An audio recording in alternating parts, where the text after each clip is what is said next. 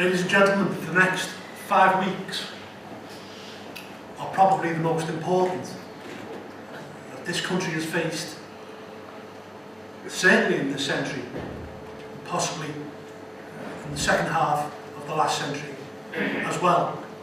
Because the next 5 weeks will shape the future of this country as we move into this century. It will shape the future for our children and our grandchildren. This, ladies and gentlemen, is our time for those of us who are members of UKIP. It's why we're in politics. It's why we joined UKIP in the first place. It's why UKIP exists, to extricate ourselves from this European Union. And in these 5 weeks, we will go out, we will deliver leaflets, we will man street stalls, we will write letters to newspapers, we will wear out the soles on our shoes. We will tell as many people as possible that this is a great country, that this country can not just survive, but prosper outside this European Union. Indeed, only this weekend, Jean-Claude Juncker, the President of the European Commission, warned us, he said, if you leave, you will never be invited back in. Well, let's tell Mr. Juncker on June the 23rd, we will leave, and once we've left, we don't want to come back in.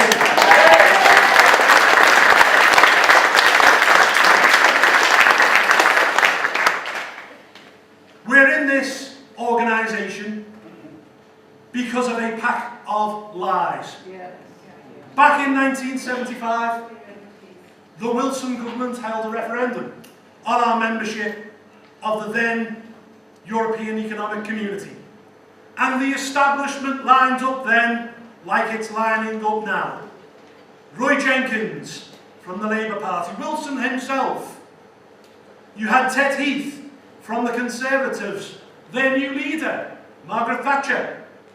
You had Jeremy Thorpe from the Liberals. All of them backed the Remain side. Those who wanted to leave, people like Tony Benn and Michael Foot from the left, people like Enoch Powell from the right, they were painted as cranks or fantasists because they spoke about a pooling of sovereignty, because they spoke about creeping harmonisation. But they were right, ladies and gentlemen. They were telling the truth. Your Heaths and your Thatchers and your Wilsons of this world, they knew what was coming. They knew the direction this club was going to take. And if the people back then knew what the European Union is now, an EU with a flag, an anthem, a commission, a proposed European army, if you knew then what you knew now, you would never have voted to stay in the EEC, and this country would be free once again. But we have an opportunity on June the 23rd, ladies and gentlemen. We have an opportunity to right the wrong of 1975, and I believe we will make June the 23rd Independence Day.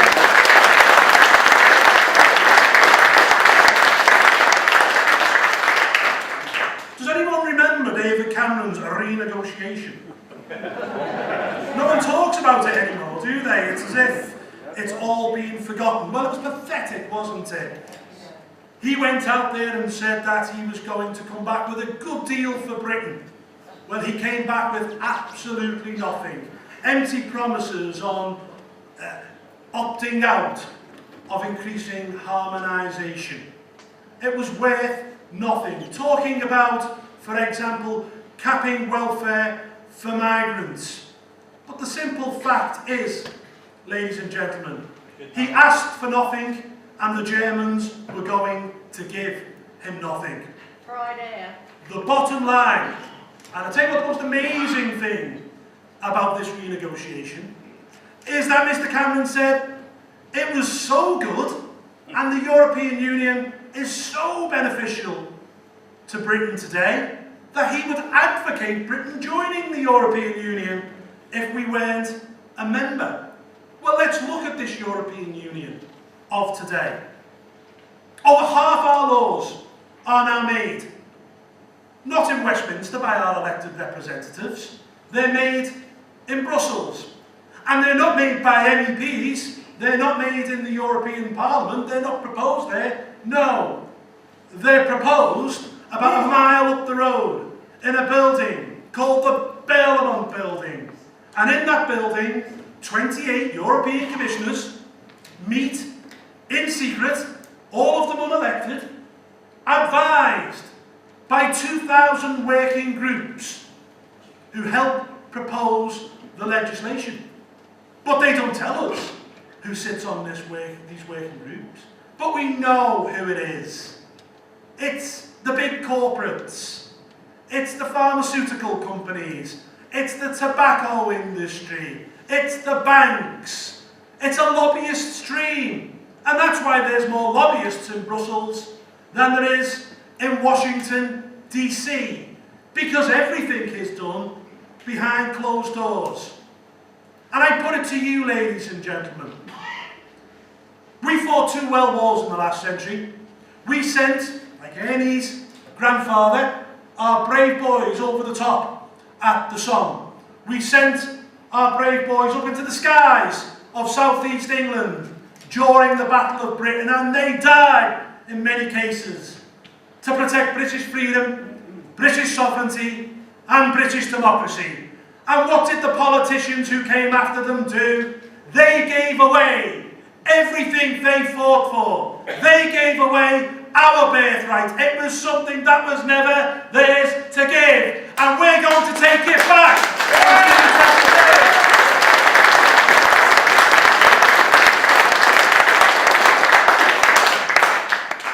It is insane, if you think about it, that the people who make the laws are unelected, who aren't even in this country, that our own MPs have allowed this to happen. 70% of the laws of this country are now made in Brussels. Indeed, I think that MPs should probably take a 70% pay cut, seeing as they're not making the laws anymore. Now, you would think, wouldn't you, that they would pay us to be in this club. But no, we pay them. It's costing this country gross £55 million every single day to be members of this club. Yet they give us about half of it back. Yet if you drive into Bristol, or if you drive into Gloucester, or Worcester, you'll see buildings that have signs up that say, "Thank the European Union. This project was built with European money." But there is no such thing as European money. It's your money. We give them £55 million a day. They give us half back and tell us how we can spend our own money and tell us that we have to put up signs and say thank you very much. It's insane. And if you think about it, where's the other half going? Whether it's building motorways in Bulgaria and Romania, it's built an underground system in Warsaw, it's built a sewage system in Budapest. I'm sorry, that £55 million a day is your taxation, and it should be spent here, in our country, on our schools, on our hospitals.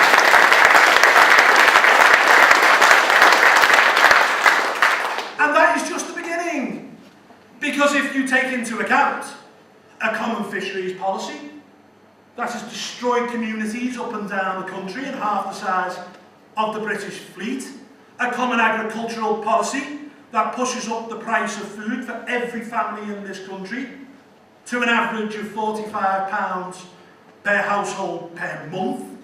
If you think of the regulations and directives that tie the hands of small business in red tape, the real cost is probably around £100 billion every single year. And this, to an organisation that hasn't had its account signed off for 20 years on the bounce. It's insane if you think about it.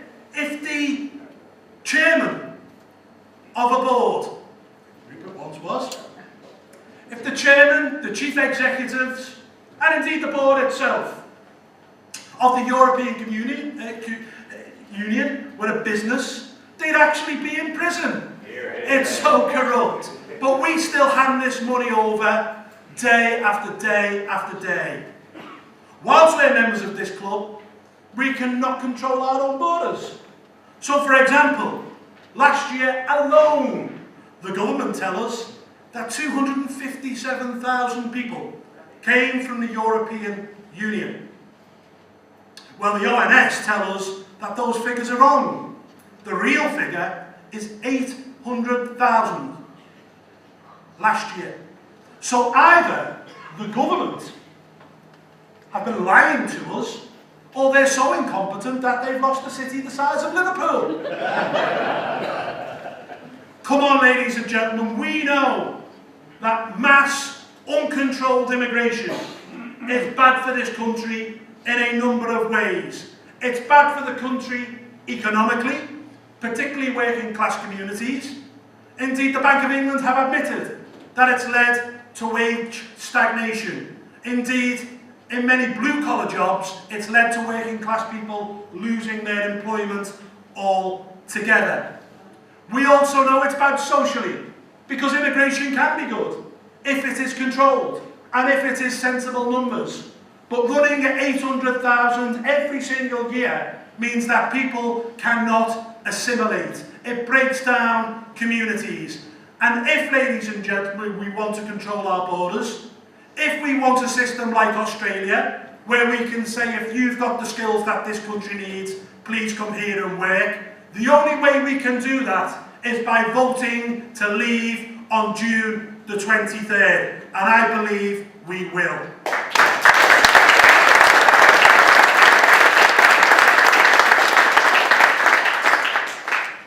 The next 5 weeks will define this country for the rest of this century. We know it's going to be close. I think it was Harold Wilson who said that a week is a long time in politics. 5 weeks is a lifetime in politics. Anything could happen. But we know we have the establishment worried. They're calling in favours from their friends. The CBI, for example, the same CBI that told us in the 1920s that Britain should go back onto the gold standard.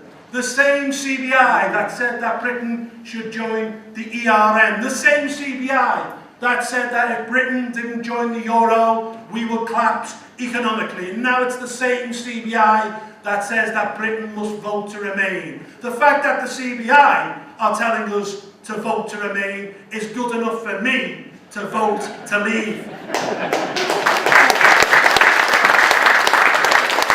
A Bank of England governor who is now involving himself in politics. A former Goldman Sachs employee. Well, quelle surprise, Goldman Sachs are helping to fund the Remain campaign. It said that Mark Carney is an ambitious man. It said that he is using his governorship at the Bank of England as a platform to return to Canada and hopefully one day become the Prime Minister. But I'd like to say this to Mark Carney. If he became Canadian Prime Minister, would he advocate handing over the majority of laws to Washington? Would he advocate opening their borders to the United States?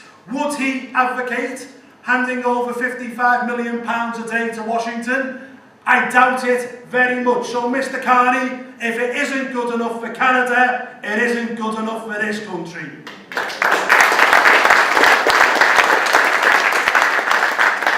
And of course, they're now calling in favours from governments around the world. The Chinese president tells us that we must remain in the European Union. China, that bastion of democracy. The Indian Prime Minister tells us that we must stay within the European Union. Probably Cameron calling in thanks there for all of the foreign aid that we've given India over the years. And indeed, the most shocking, we have the leader of the free world, the most anti-British American president of a generation, Barack Obama, telling us that if we left the EU, we would be at the back of the queue for any trade deal. Well, I'm sorry, Mr. Obama. We are your biggest and most important trading partner. And we haven't got a good record, have we, of following the advice of American presidents. The last time we followed that advice, we ended up in Afghanistan and Iraq. And somehow, we're never at the back of the queue when the Americans want our soldiers to go and die in the Middle East, are we?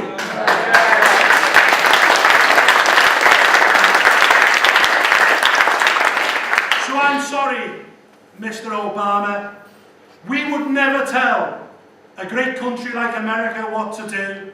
Please do not tell us what to do. Now the government are also panicking as well. We all got one of these.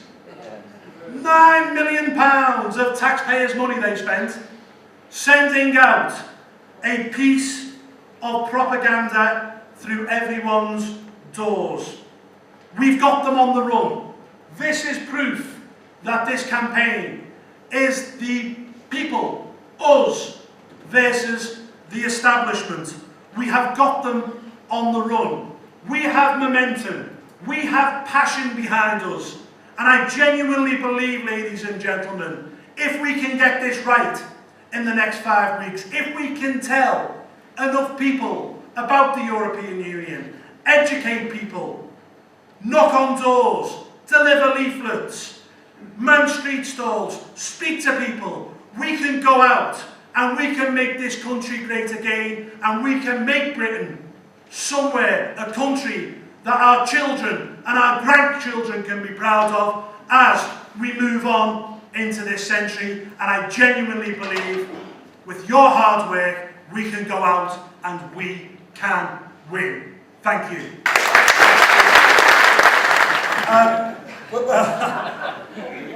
Interestingly enough, this whopping lie is also contained in the government's official propaganda document that they sent out. Now, I would expect it from the Remain campaign, but I wouldn't expect it from our own government. I thought that we'd already put to bed this lie that 3 million jobs in this country were dependent on our membership of the European Union. They're not. They're dependent on trade between businesses. And if we left this European Union, I can guarantee there would be a free trade deal on the table for a number of reasons. One, we have a huge trading deficit with the European Union.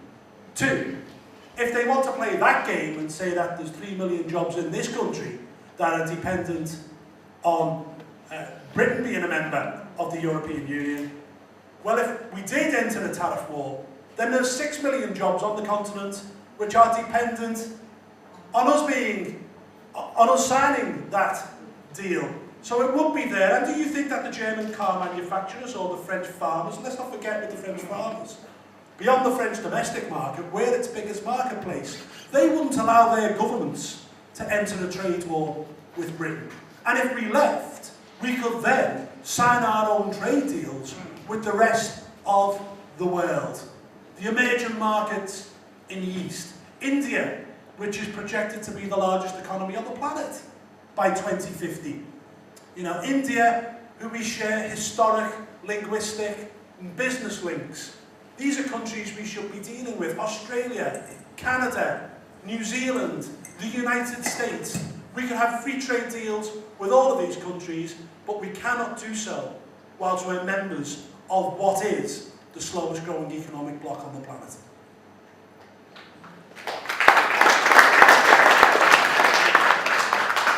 Well, the one thing I will say about UKIP MEPs, and I'm not the only one here, by the way.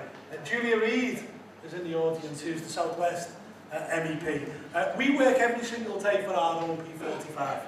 And we want to get out, we want to be sacked, and then we can either go back to what we did before, or try to get into a real parliament with real powers, as opposed to the amending chamber or the Mickey Mouse chamber that we call it in Brussels or Strasbourg. And that's the point, Brussels or Strasbourg, because there's not just one European Parliament in Brussels, there is another one in Strasbourg.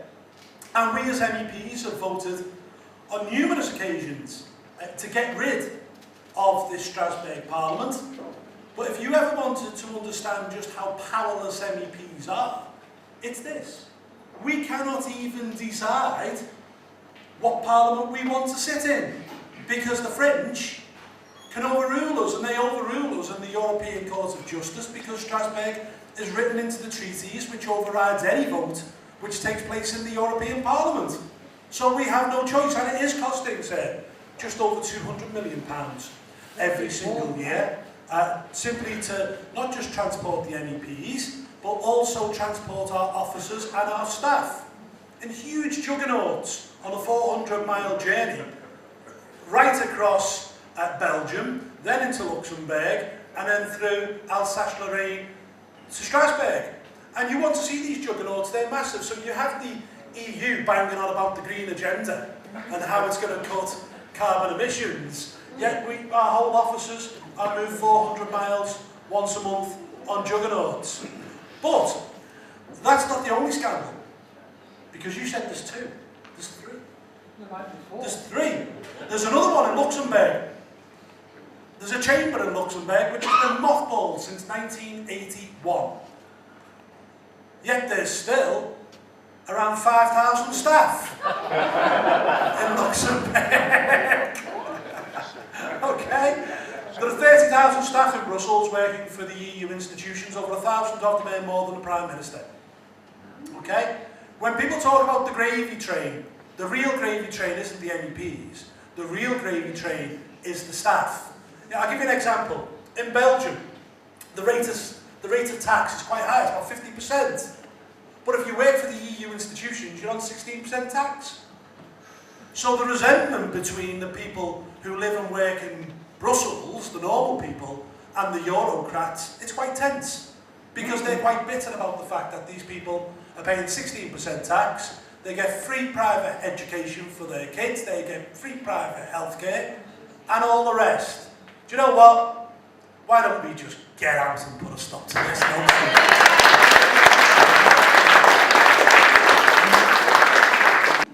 Yeah, the negotiations were pathetic. I mean, what kind of negotiation is it when you go in and already show your hand? Yeah. I mean, he got into negotiations and said, no matter what they are, I'm going to tell Britain to stay in. So he was always going to get absolutely nothing. And one could make the argument that at least when Neville Chamberlain went to Munich and entered negotiations with Hitler and came back with peace in our time, he was actually just trying to buy time because he knew that eventually we were going to go to war with Nazi Germany. But that's my historian's hat on. Look, this is how pathetic this renegotiation was. The benefit cap, the in-work benefit cap on migrants, which was the centrepiece of the renegotiation, because it's secondary legislation, can be voted down by the European Parliament after the referendum. So, what are we voting for on June the 23rd? Because that whole renegotiation, which is the package we're meant to be voting upon, can be changed subsequently by the MEPs. And the big groups have already intimated, the socialists in particular, that they're not going to vote for a benefit cap for migrants from the EU, because in their opinion, everyone's an EU citizen and everyone should be treated equally. But even if it did go through the Parliament, it isn't going to work anyway. And the reason why it isn't going to work is because it's not going to stem the flow of people coming to this country. In-work benefits are already going to be phased out, and the major point here is that by 2020 we will have a living wage in this country of £9.20 an hour. Which means that the pull factor to come to Britain is going to be bigger than ever before. If you consider that the minimum wage in Bulgaria is around £160 a month, and the average wage is £350 a month, the traffic is only ever going to be one way, and it's only ever going to get bigger when we have a living wage in this country. Nobody here in this room is going to wake up tomorrow morning and say, do you know what? I want a better life. I want want to earn a little bit of money, I'm off to live in Bulgaria.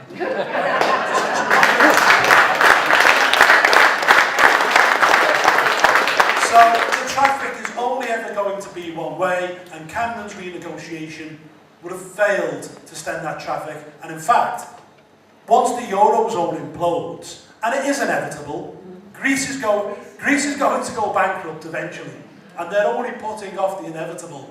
And if you look at the Italian economy, it's an absolute mess, and Italy is too big to bail. If the Eurozone goes bump, then I tell you what, if you think you've seen migration into this country now, it's going to get far, far worse. Jan audited accounts. Yes, they call it technical difficulties, don't they? I mean, how you call 80 billion quid technical difficulties? You know what I mean? No, they haven't signed off the accounts.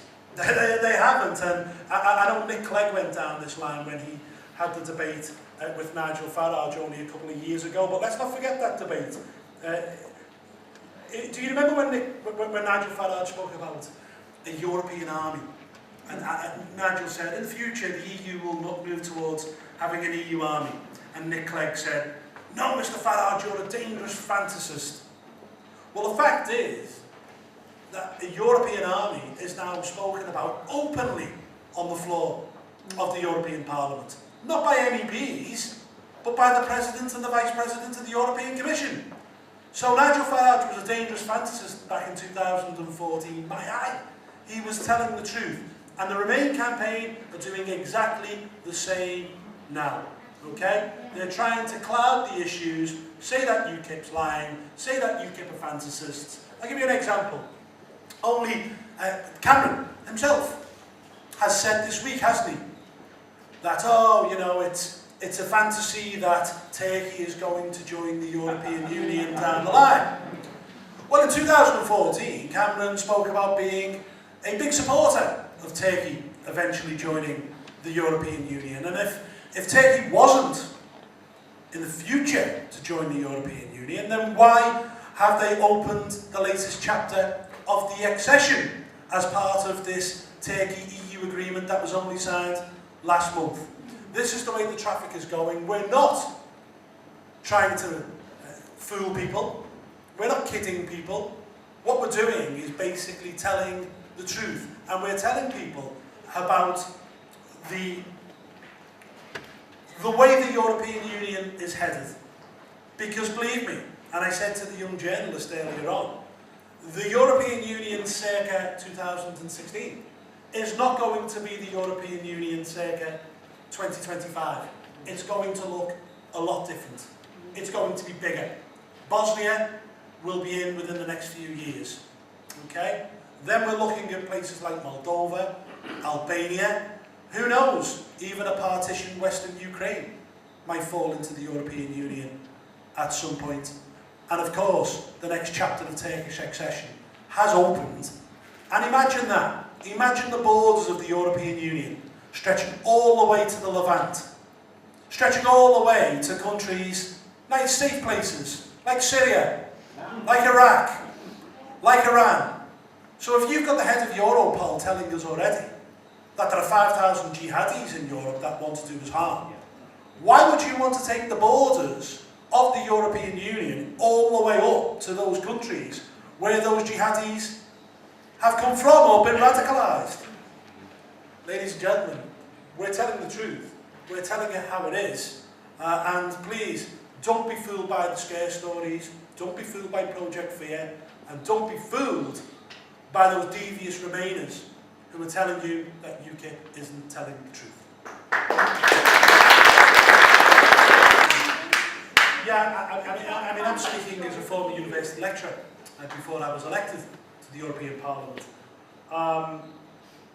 And that was a brilliant point that you've made, and I really worry about our universities because in their effort to protect what they consider to be liberal values, they have become illiberal themselves. Here, here.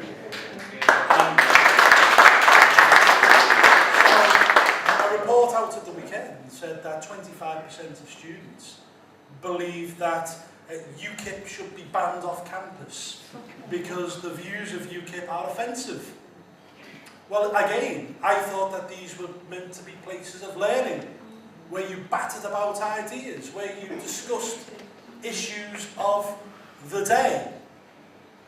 But that you can't do that if you put your fingers in your ears because you don't want to hear opposing points of view. You said that young people tend to be anti-capitalist, anti-wealth, people who go to university. Do you know what? This might be controversial, what I'm going to say now, but they won't be when they grow up. We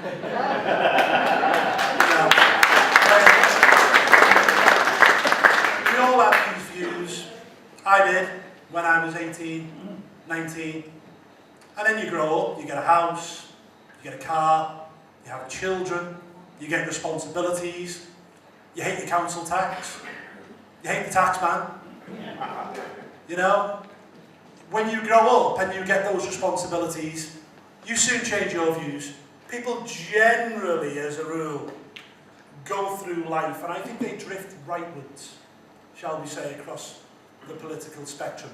And if many of these young people today vote to stay in the European Union, I'm telling you now, by 2035, they'll be in exactly the same position as those who voted in 1975 to stay, and they will regret it.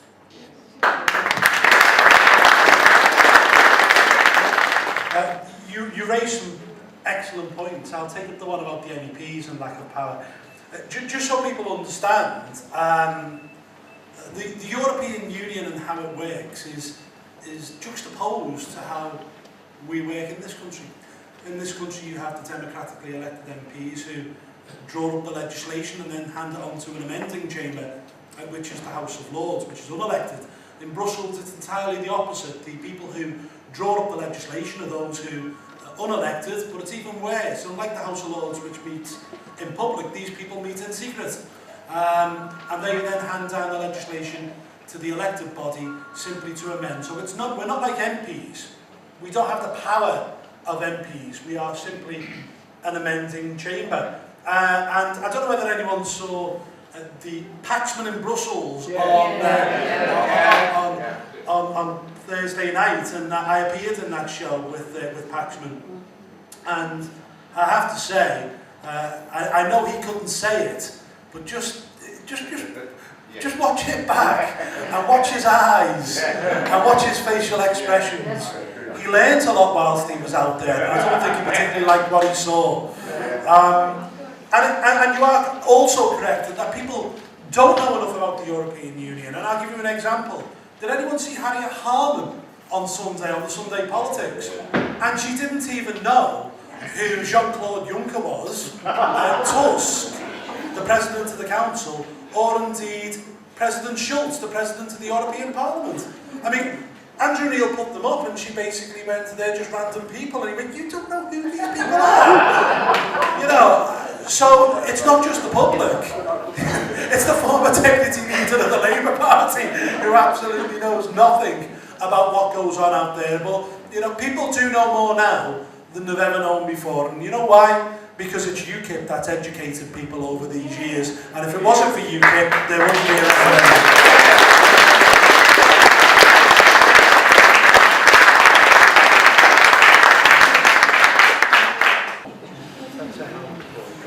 Okay, well, you're absolutely right on the campaign being manipulated. The Leave side and the Remain side officially can only spend a maximum of £7 million. But the government have trumped that because they've sent out a £9 million propaganda. So if you piece of propaganda to every single household in the country. So if you add that up, that means that the Remain side would have spent £16 million to the Leave's £7 million. So it's already been skewed, and they are calling in favours from other countries and leaders around the world. They're calling in favours from their friends in the corporations and big business, and indeed the civil service and the Treasury are right behind Remain. So it's an uphill struggle, but as I said before, it's the people versus the establishment. As for the vote itself, the results are being collated not in London but in Manchester. That's going to be the focal point on the night. And I was talking to David Dimbleby after question time on Thursday night, and I was asking him about how it's going to work. And he's going to be in London presenting the show through the night, and he thinks that you've come across the guy Professor John Curtis, who you see on election night. He's the bold chap from Strathclyde University. He's an absolute genius. He's the only guy who called the election a Conservative majority before the exit poll, and no one believed him. But they believe that the results will start coming in. The first will be Sunderland, because Sunderland Council are always the first results in, and we'll start getting the results probably in between 1 and 2 in the morning. And they think that they will probably know the result between 3 and 4, because they'll work it from councils which they pretty much expect councils to vote one way or another because of the demographics and whatnot and the results of elections in the past. They will pretty much know the result between 3 and 4 in the morning, so expect Cameron one way or the other on the steps of Downing Street by 8 AM that following morning. Just a couple of points. You said you want to know where the EU's going. For everyone here, go online and have a little look at something called the 5 Presidents Report. Okay? The 5 Presidents Report. When you go home, look at it, it'll frighten you. And this is the 5 presidents, the presidents of the Commission, the presidents of the Parliament, the presidents of the Council, and it goes on. Everyone's a president in the European Union. Have a look at it, please. This is where this project is going. And as for the opinion polls, the polls are quite funny at the moment. Some opinion polls have got Remain ahead, some have got Leave ahead. And this all boils down to, generally, the telephone opinion polls have got Remain ahead. The internet-based polls have Leave ahead. Now, the telephone poll companies are saying that they're more accurate. The internet-based polling companies like YouGov are saying they're more accurate, and they're claiming that the telephone polling companies interview too many people of a certain class, too many of the people who they interview are middle class, too many of them are graduates, and too many of them are of a certain age, and they're not altering their polls to show that difference. So the polls are all over the place, and we just don't know. The one thing I can guarantee, the only one thing I can guarantee, and I can't guarantee that we will vote to leave, I can guarantee that this is going to be close, okay? So in this next 5 weeks, we can all change this. If we can get momentum behind us, if we can speak to 5 people, as Ernie said, if we're the ones who've got the passion and want to get out and change things, we can do it. And it's in this room in Cheltenham that we can make a start.